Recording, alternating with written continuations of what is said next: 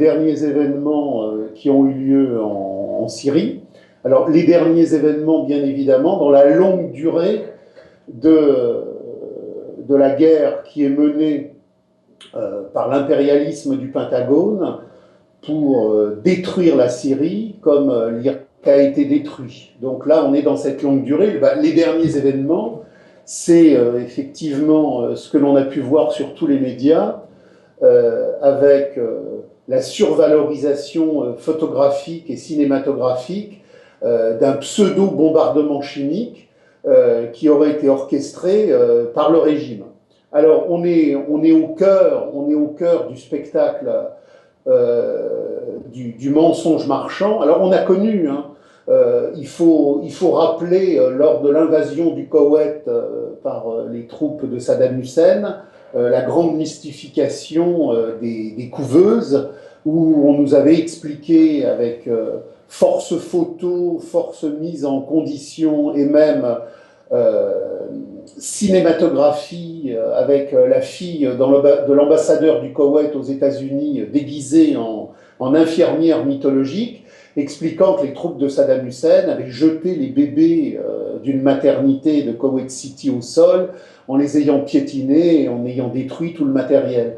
Il faut toujours, dans le cadre des restructurations du capital que le spectacle organise, des horreurs, des écœurements et toute une série de mécaniques traumatiques, de compulsion et de compassion pour effectivement structurer les angoisses dans les enrégimentements militaires et politiques. Donc le mensonge est toujours ciblé sur ce territoire-là. Donc là, on nous refait le coup au moment où les troupes de Bachar el-Assad sont dans une dynamique de reconquête et donc plus ou moins dans une dynamique de victoire, le coup d'un bombardement chimique radicalement inhumain. On constate dans un premier temps que ça n'a évidemment aucun sens, parce que au niveau mondial, dans les perceptions médiatiques et émotionnelles, il va de soi que même le pouvoir le plus débile sait que s'il exerçait à l'égard de sa population, même derrière une ligne de front où il y a des combattants ennemis, ce style d'agissement, il aurait immédiatement la condamnation de la communauté internationale, de l'aliénation mondiale. Donc, Bachar el-Assad, dans la phase actuelle de reconquête, avait précisément intérêt à ce que ce genre de choses n'ait pas lieu, alors que précisément ce que l'on appelle l'opposition démocratique du MI6 et de la CIA, alliés bien évidemment à la structure Daesh, avaient eux tout intérêt à commettre ou à organiser ce genre de spectacle. Alors qu'est-ce qui s'est passé concrètement sur le terrain ? On n'en sait rien et à la limite ça n'a pas d'intérêt, parce que ce qui compte c'est la compréhension dialectique des enjeux géostratégiques, que ce soit une bombe de l'aviation gouvernementale qui soit tombée sur un dépôt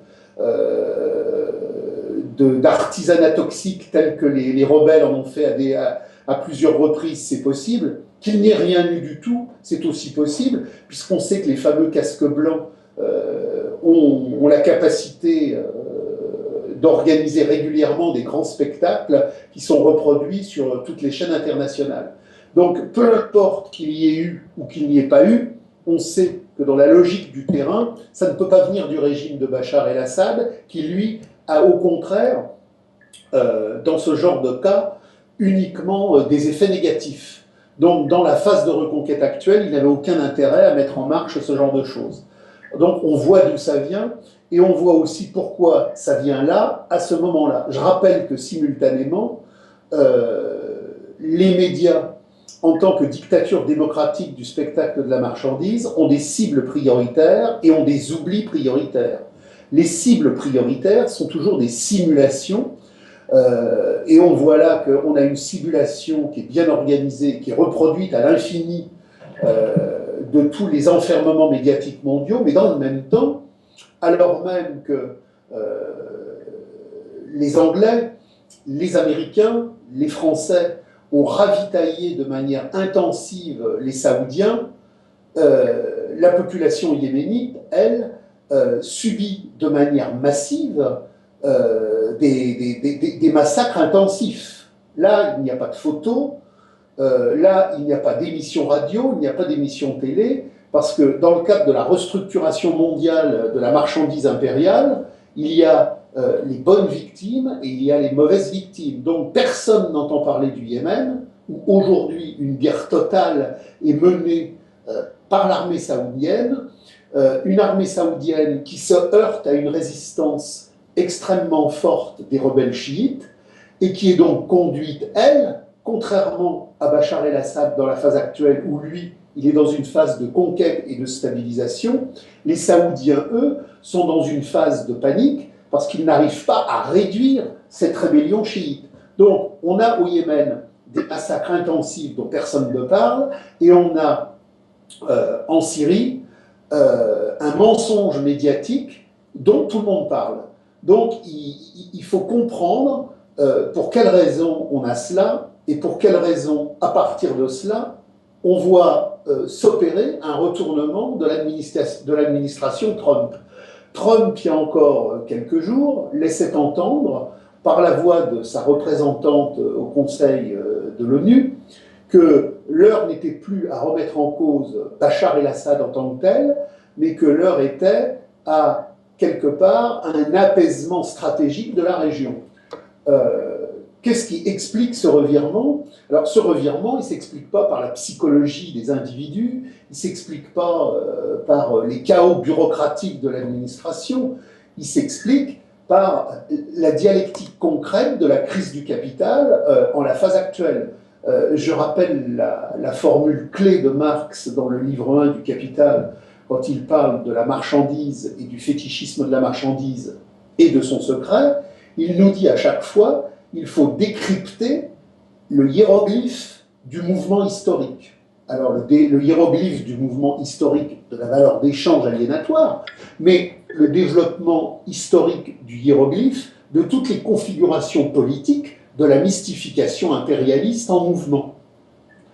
Au cours des derniers temps, l'administration Trump a subi des pressions intenses. Et il faut donc en revenir à cette dichotomie radicale qui est posée à la fois par Marx et par Debord dans des formes différentes, sur la contradiction qui existe entre l'État secret et l'État visible. L'État secret, c'est l'État des grandes organisations qui, dans l'immanence de la marchandise, tiennent en quelque sorte le point le plus extrême des nécessités stratégiques de la crise du taux de profit et de la saturation des marchés.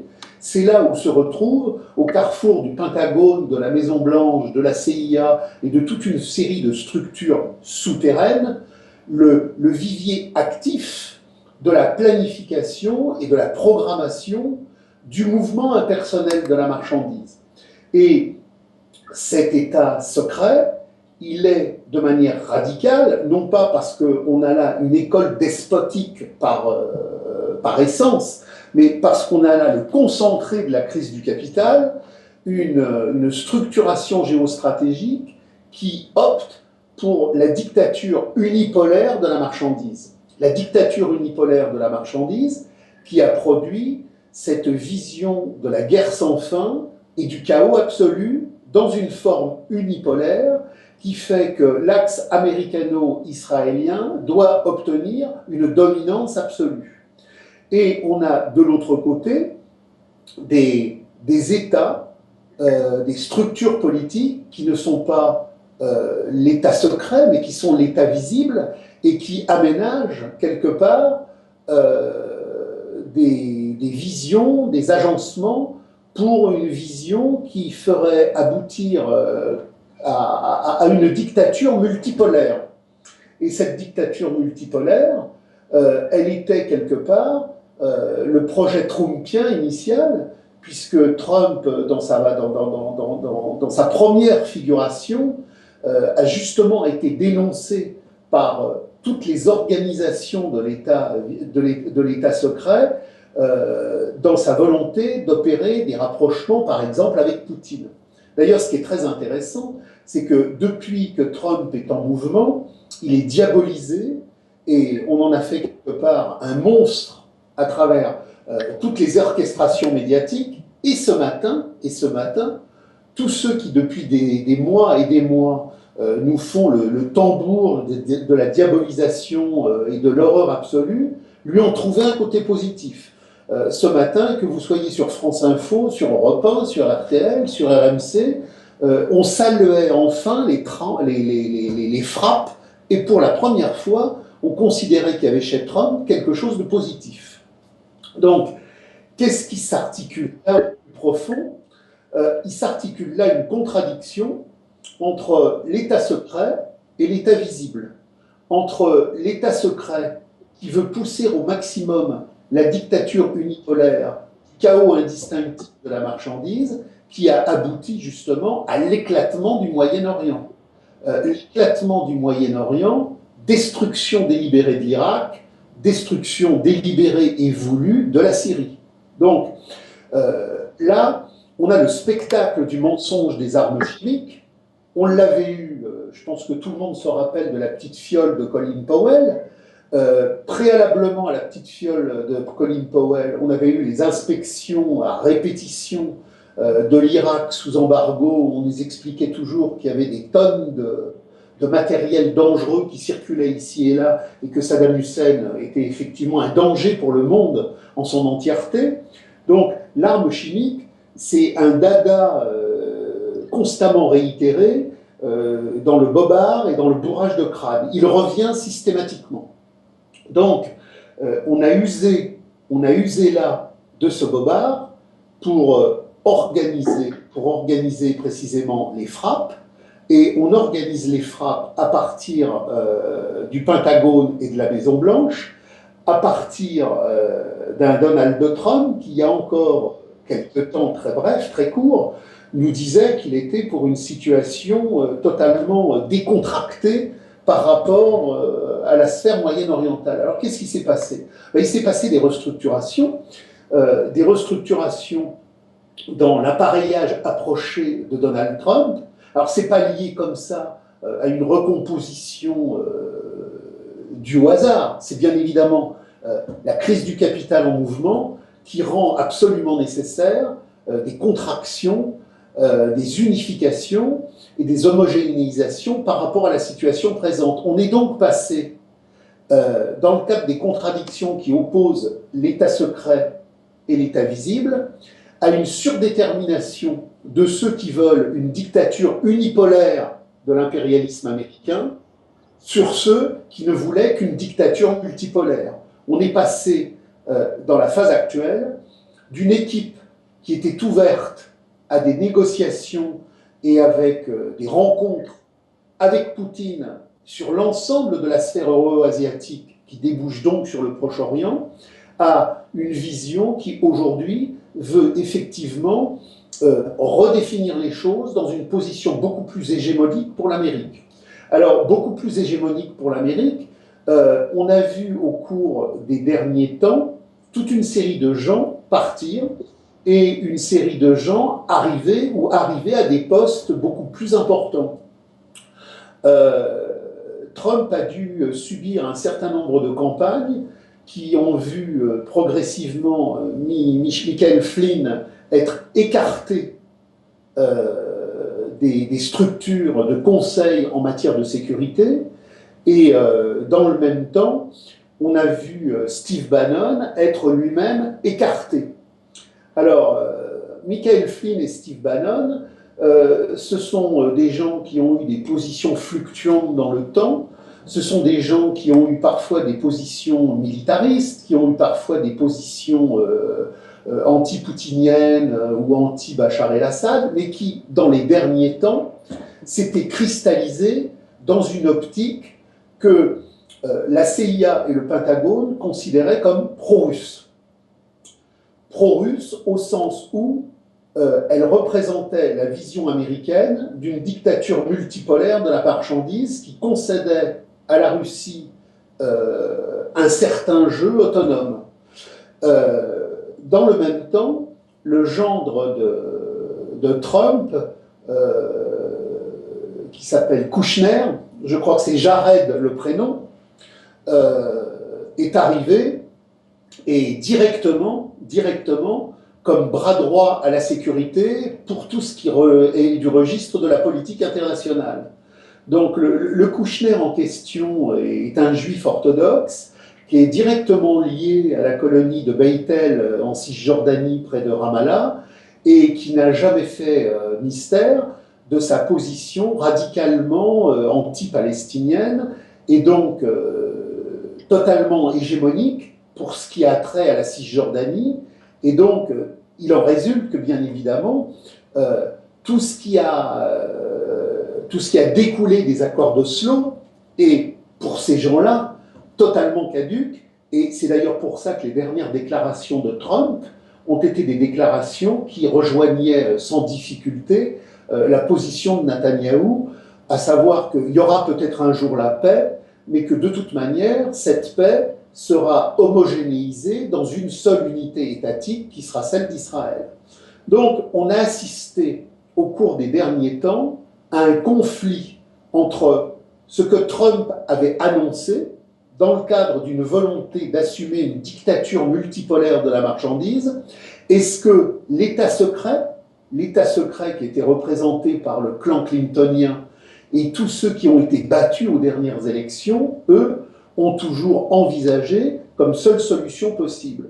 Donc on pourrait dire que dans la phase actuelle, on a un conflit très fort entre l'État secret et l'État visible, et qu'au cours des dernières semaines, l'État secret a pris le pas sur l'État visible, au sens où la problématique clintonienne est venue manger la problématique Trump. Donc certes, Trump est toujours à la Maison-Blanche, mais les tirs de missiles Tomahawk qui viennent d'avoir lieu sur la Syrie montrent que désormais, il est sous contrôle de l'État secret. Alors la question qui est posée, c'est est-ce que c'est momentané?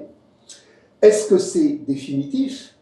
On va le voir d'une manière extrêmement simple, par le fait qu'on va constater qu'il a ou donné des gages à l'État secret et il va essayer plus ou moins de continuer la vision multipolaire qui était la sienne, ou au contraire, on va voir que c'est une capitulation définitive si, à partir de ce moment-là, fort symboliquement, on a quelque chose qui ne cesse de confirmer cette nouvelle optique.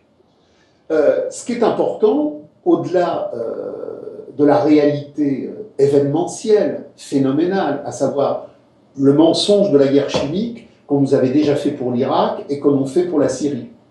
La réalité géostratégique de la guerre sans fin. La guerre sans fin en tant que résultat de la crise intensifiée du capital, de la baisse généralisée du taux de profit et de la saturation accélérée du marché mondial. Il y a bien évidemment derrière tout ça, et c'est là où on en revient au fameux hiéroglyphe de Marx, la nécessité de comprendre que toute la temporalité géostratégique, toute la temporalité politique, en termes d'apparence des choses, elle renvoie à la temporalité de l'essence des contradictions du capital dans le cheminement valorisation-dévalorisation. Donc, on est dans une étape extrêmement importante qui marque justement l'accélération crisique du mode de production capitaliste mondial. Et donc, ça n'est pas un petit détail si aujourd'hui Trump est rendu à ce positionnement et à la nécessité de, au-delà des positions de dictature multipolaire qu'il a sans cesse affirmées, finalement capituler et opter pour la vision stratégique de ceux qui, dans l'ombre du Pentagone et de la CIA, ont toujours été pour la dictature unipolaire de la marchandise et le chaos indistinctif généralisé de la marchandise. C'est là la position du général McMaster qui a poussé Flynn et qui a poussé Bannon à sortir des structures gouvernementales qui appuyaient directement Trump.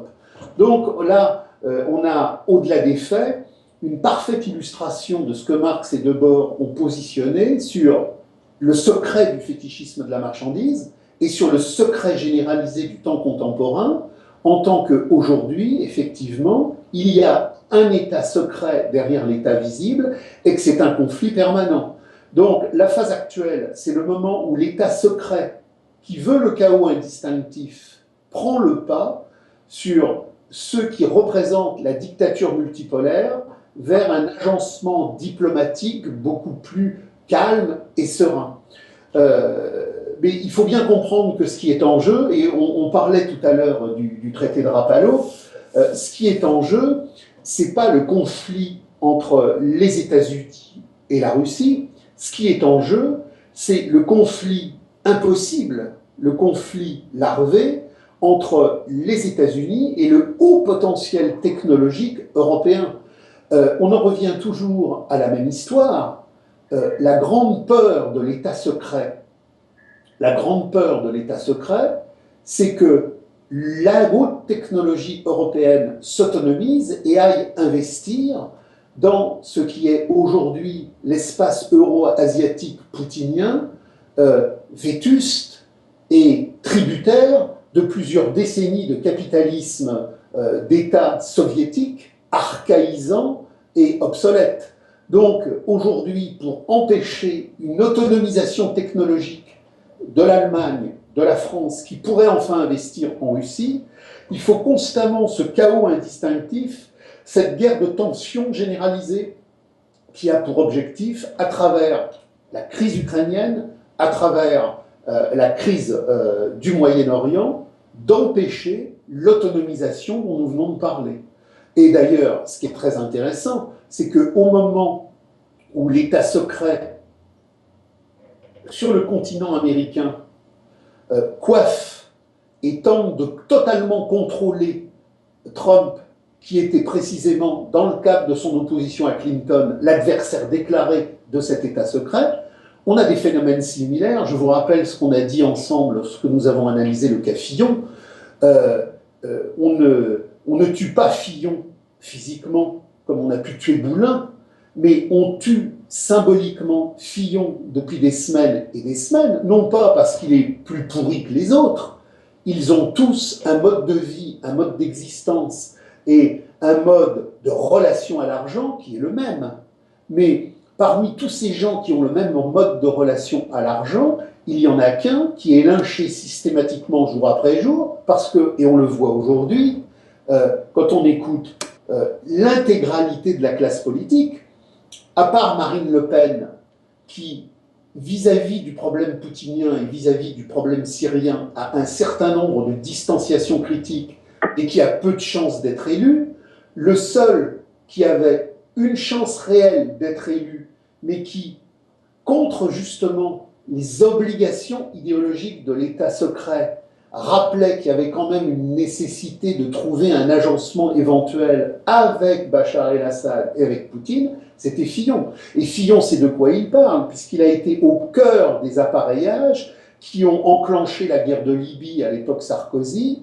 Il a compris, même s'il ne peut pas dire, même s'il ne peut pas tout comprendre et tout saisir, qu'il y avait quelque chose. Alors, certes, Fillon est bien évidemment un mondialiste, mais un mondialiste multipolaire de la marchandise, alors que Macron est un mondialiste unipolaire de la marchandise. Donc le grand conflit contemporain, dans le cadre effectivement de la prise du pouvoir, c'est le conflit entre les mondialistes unipolaires et les mondialistes multipolaires.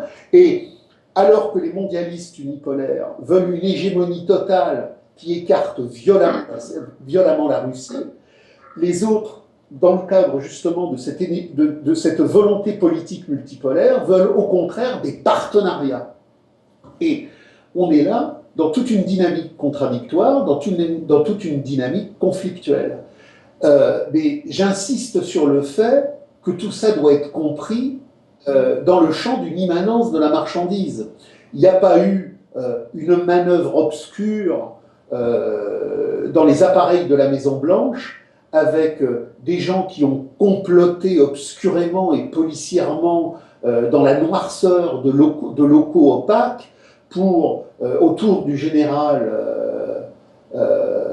McFarlane, décider d'écarter Flynn, décider d'écarter Bannon, et puis de dire, bon, bah, finalement, on va manipuler avec Trump, et c'est Kouchner qui va prendre progressivement la mise.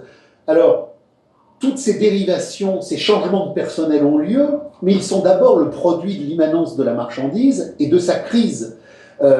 La marchandise est un complot universel contre l'humanité en permanence et depuis des siècles. Ce ne sont pas les complots qui font l'histoire, mais c'est l'histoire qui fait les complots. Ce à quoi on assiste aujourd'hui aux États-Unis, dans toutes les politiques de manœuvre et de réaménagement, c'est effectivement l'immanence d'une crise généralisée qui nécessite des développements géostratégiques. Alors, où Trump est-il là-dedans? C'est l'avenir qui va nous le dire. Ce que nous savons, c'est que à partir du moment où un chef d'État, quel qu'il soit, dans le cadre du développement de la marchandise, ne correspond plus aux nécessités déterministes de l'histoire, il est liquidé. Et de Philippe le Bel à Wall Street, le développement de la marchandise s'est développé et dans une modernité de plus en plus effrayante, il a réalisé cette logique. Mais on peut remonter à l'assassinat d'Henri IV par Ravaillac, on peut remonter à l'assassinat d'Henri III par Jacques Clément. On sait que quand il y a une forte pression géostratégique dans le développement des nécessités les plus fortes de la valeur d'échange en mouvement, il se passe quelque chose. Henri IV, c'était au moment où effectivement il y avait un conflit très fort entre la Maison d'Espagne et Henri IV pour s'opposer à la mainmise espagnole sur toute une série de territoires. Il y avait autour d'Henri IV toute une conurbation et toute une série de méandres qui voulaient abattre Henri IV, le clan Épernon, le clan Concini, mais ce n'est pas Épernon et Concini dans un complot qui ont tué Henri IV. C'est le devenir de l'histoire qui fait qu'à un moment donné, l'histoire, dans un saut qualitatif, a rendu nécessaire, dans la géostratégie de développement historique, le complot Épernon-Concini. C'est pareil pour Henri III. Quand Henri III a été assassiné par Jacques Clément, il y avait effectivement toute une série de fractions politiques à l'époque qui n'avaient pas pardonné l'assassinat du duc de Guise. Et donc Henri III n'a pas été assassiné comme ça par Jacques Clément, mais c'est parce qu'il avait franchi une limite. Henri IV avait franchi une limite. Kennedy, de la même manière, un jour, a franchi une limite. Il y avait un conflit très fort entre Ben Gourion, Lévi Eshkol, Johnson et Kennedy pour le redécoupage géostratégique du Moyen-Orient et la compréhension des nécessités impérialistes de l'arme nucléaire israélienne. Kennedy, à un moment donné, a franchi la ligne rouge et il a été liquidé. Est-ce que Trump, un jour, franchira la ligne rouge? On n'en sait rien. Peut-être que Trump est totalement aujourd'hui assujetti à la dictature unipolaire de l'État secret.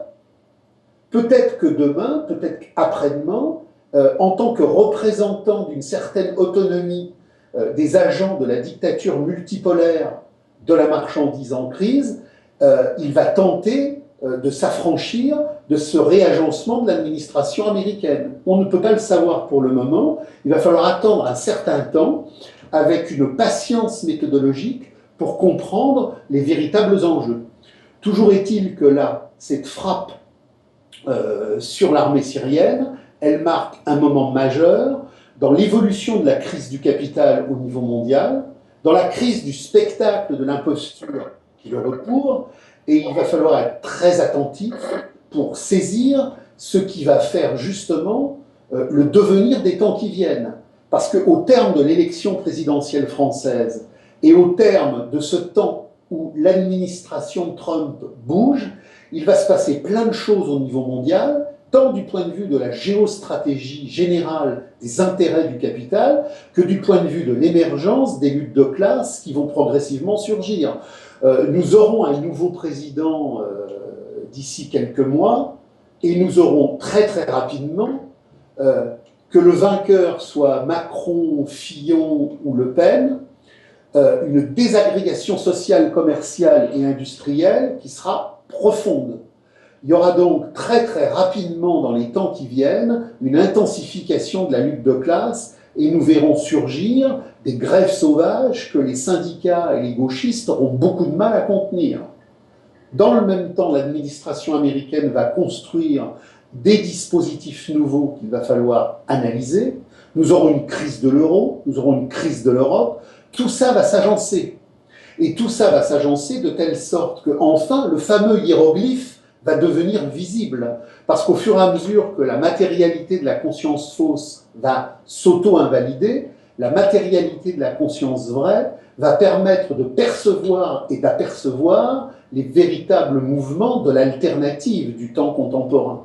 Et pour conclure, il faut extrêmement creuser, il faut extrêmement se documenter, à la fois sur les factualités contemporaines, mais sur la nécessité méthodologique du concept. Je voyais régulièrement au cours des dernières semaines toute une série de commentateurs géostratégiques nous dire avec moult papier que l'administration américaine reconnaissait enfin le système Bachar el-Assad et que nous étions définitivement sortis du système clintonien. On voit que quand on creuse bien l'événementiel, mais qu'on n'est pas passé par la méthodologie radicale de Hegel, de Marx ou de Debord, malgré tout le savoir documentaire que l'on a, on se plante, et on se plante toujours, parce que la vérité s'inscrit toujours en négatif des apparences. Ce qui compte, ce ne sont pas les faits. Ce qui compte, c'est la dialectique contradictoire du capital qui est derrière les faits et qui permet de comprendre la destination des faits. Et donc, à partir de là, beaucoup de choses vont avoir lieu, mais ce beaucoup de choses qui va avoir lieu doit nous engager à un effort de radicalité supérieure. Il faut rappeler à nos auditeurs que si effectivement Bachar el-Assad, c'est un petit État local et que la clique pentagonienne, c'est le gigantesque monstre de l'État américain, ce qui fait que le monstre américain produit énormément d'horreur, alors que le système de Bachar el-Assad en produit bien moindre, bien moindre et bien moindre, ce n'est pas la volonté des hommes, c'est la puissance réelle des capitalismes en question et la puissance des appareillages policiers et militaires de répression. Autrement dit, la critique radicale, elle dénonce bien évidemment les gigantesques manipulations de l'ordre américain de la marchandise tentaculaire, mais pas pour défendre les petits capitalismes locaux qui seraient plus intéressants, moins nocifs ou plus humains.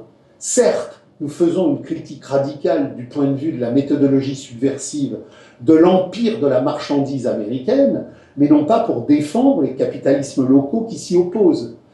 La grande question qui va surgir dans les années qui viennent, ça sera celle effectivement de la véritable révolution sociale contre tous les États, contre l'argent, contre l'économie et contre la politique. Donc, analyse rigoureuse des enjeux géostratégiques, mais non pas pour s'y fondre, s'y diluer, s'y absorber. Analyse géostratégique pour montrer que tout État est pourriture, que tout discours d'État et que toute vérité officielle est une imposture du spectacle de la marchandise, mais qu'on ne choisit pas les petits spectacles étatiques contre les grands spectacles étatiques, mais parce que l'on veut abolir tous les spectacles étatiques de l'aliénation, que l'on est donc contre tous les rackets politiques et contre la misère marchande en tant que telle.